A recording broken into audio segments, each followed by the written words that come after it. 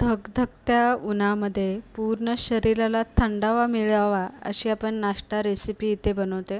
त्यासाठी इथे आपल्याला नाचणीचं पीठ लागणार आहे. काकडी किसून घेतलेली, टोमॅटो, कांदा, सिमला मिरची, त्यानंतर कोथिंबीर, तुमच्याकडे इथे कोबी असेल तर कोबीसुद्धा बारीक चिरून घ्या. हे सगळ्या भाज्या आपल्याला बारीक चिरायच्या आहे. आलं लसणाची आणि हिरव्या मिरचीची पेस्ट घालायची आहे. नेहमीचे आपण ज्या भाज्यांसाठी मसाले, कोरडे मसाले वापरत असतो ते सगळे मसाले यामध्ये थोडे थोडे घाला. जास्त तिखट बनवू नका. चवीप्रमाणे मीठ घाला, लिंबू पिळा, पिठी साखर 1 चमचा यामध्ये आवर्जून घाला आणि पळीभर यामध्ये तेल घालून घ्या.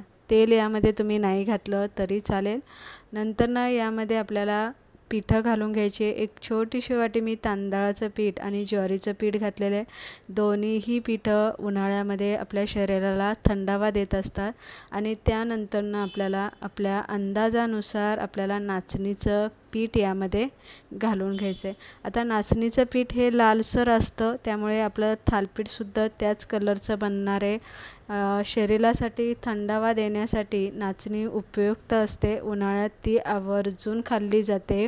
डायबिटीज, शुगरवाल्यांना एकदम हेल्दी असते.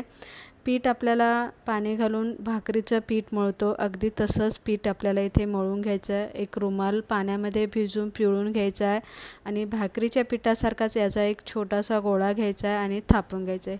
थालीपीठ थापताना पाण्याचा हात लावायचा, म्हणजे पिठं आपल्या हाताला चिटकणार नाही आहे आणि पातळ थालीपीठ थापून घ्यायचं आहे. बोटाने अशी छिद्र करायची आहे आणि त्यानंतर पॅनवरती आपल्याला खरपूस भाजून घ्यायचं आहे. भाजताना त्यामध्ये आपल्याला थोडंसं पाणी वापरायचं आहे, म्हणजे चांगलं भाजलं जातं.